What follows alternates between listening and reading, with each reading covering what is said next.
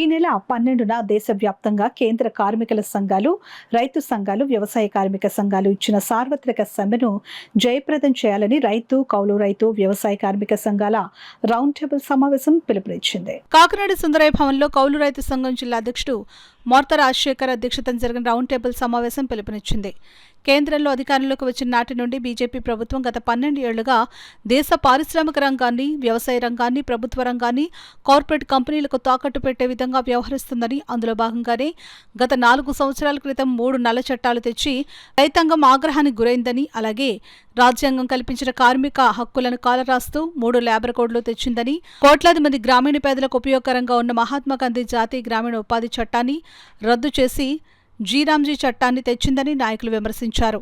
రాజశేఖర్ ఆంధ్రప్రదేశ్ రైతు సంఘం జిల్లా కార్యదర్శి జి అప్పారెడ్డి, కౌలు రైతులు సంఘం జిల్లా కార్యదర్శి వళ్ళు రాజుబాబు, వ్యవసాయ కార్మిక సంఘం జిల్లా కార్యదర్శి కె శ్రీనివాస్, ఏపీ రైతు కూలీ సంఘం ఉమ్మడి తూర్పుగోదావరి జిల్లా నాయకులు వల్లూరి రాజబాబు, అఖిల భారత గ్రామీణ కార్మికులు సంఘం జిల్లా అధ్యక్షులు మానుకొండ లచ్చుబాబు మాట్లాడుతూ సామ్రాజ్యవాద ప్రయోజనం కోసం కేంద్రం, రాష్ట్ర ప్రభుత్వం పనిచేస్తూ ఉపాధి కార్మికులు ఉసురు తీస్తుందని అన్నారు.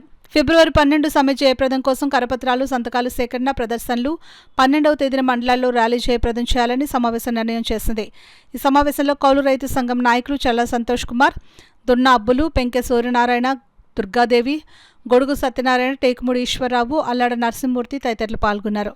సంఘం అలాగే అఖిల భారత కార్మిక సంఘాల సమాఖ్య మరి క్రియాశీలకంగా పాల్గొని ఈ యొక్క ధర్నాను ఈ యొక్క 12వ తారీఖు జరుగు సమ్మెను విజయవంతం చేయడానికి కృషి చేస్తామని తెలియజేస్తూ ఉన్నాం. అలాగే ప్రధానంగా కౌలు రైతులకి అంటే వ్యవసాయ రంగంలో పనిచేసేది అసలు క్షేత్రస్థాయిలో వ్యవసాయాన్ని పండించేది కౌలు రైతులే. కానీ కౌలు రైతుల్ని నిర్లక్ష్యం చేస్తూ ఉన్నారు. అలాగే కౌలు రైతు గుర్తింపు కార్డులు ఇస్తామన్నారు.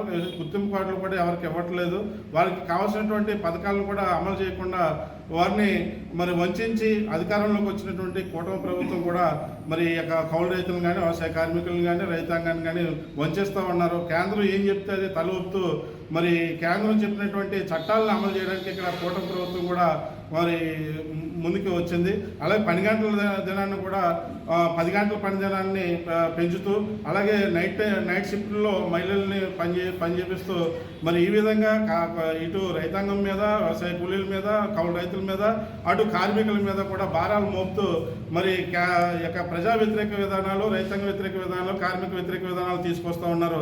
దీనికి వ్యతిరేకంగా ఈ 12వ తారీఖు జరుగు సమ్మెను మరి జయప్రదం చేయాలని చెప్పేసి మేము కోరుతా ఉన్నాం. ప్రజలు, ప్రజాస్వామికవాదులు, అలాగే మరి అభ్యుదయవాదులు అందరూ కూడా ఈ యొక్క సమ్మెలో పాల్గొని, కార్మికులు, ప్రజలు, రైతాంగం అంతా కూడా ఈ సమ్మెలో పాల్గొని విజయవంతం. సుమారు 20 కోట్ల మందికి గత 18 సంవత్సరాలుగా తిండి పెడుతూ గ్రామీణ పేదరికాన్ని తగ్గించడానికి, గ్రామీణ వలసలను తగ్గించడానికి ఉపయోగపడినటువంటి మహాత్మాగాంధీ జాతీయ గ్రామీణ ఉపాధి హామీ చట్టాన్ని కేంద్రంలో బీజేపీ ప్రభుత్వం తొలగించింది, రద్దు చేసింది.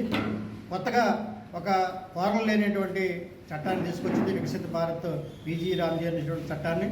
కానీ ప్రజలను మోసం చేయడానికి ఇది చాలా బలమైన చట్టం అని చెప్పి 125 రోజులు పనులు కల్పిస్తామని చెప్పి ప్రచారం చేసుకున్నారు. కానీ వాస్తవంగా ఈ చట్టానికి నిధులు నిన్న బడ్జెట్లో కేటాయింపులు పెంచలేదు. అలాగే ఇప్పటివరకు కేంద్రం ఇచ్చేటువంటి 90% నిధులను తగ్గించి 60% మాత్రమే కేంద్రం భరిస్తుందని, 40% రాష్ట్ర ప్రభుత్వాలు భరించాలని చెప్పి ఒకటి పెట్టారు. రెండోది, కూలీలు ఎప్పుడు పని అడిగితే ఇచ్చేటువంటి హక్కు గత చట్టంలో ఉండేది. ఇప్పుడు కూలీల ఇష్టాయిష్టాల సంబంధం లేకుండా పంచాయతీ తీర్మానం చేస్తేనే పనులు కల్పించేటువంటి. 3, వ్యవసాయ సీజన్లు అనే పేరు మీదుగా సంవత్సరంలో 60 రోజులు పని చెప్పవసరం లేకుండా ఈ చట్టంలో మార్పు చేశారు. అలాగే ఈ గ్రామ సభలు కీలకంగా మార్చారు.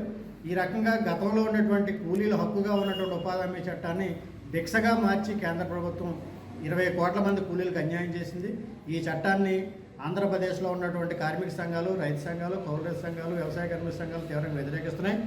ఈ పాత చట్టాన్ని పునరుద్ధరించాలని, కొత్త చట్టాన్ని రద్దు చేయాలని ఫిబ్రవరి 12వ తేదీ జరిగే సమ్మెలో కూలీలంతా పాల్గొంటారని చెప్పి కేంద్ర ప్రభుత్వానికి హెచ్చరిక చేస్తారు.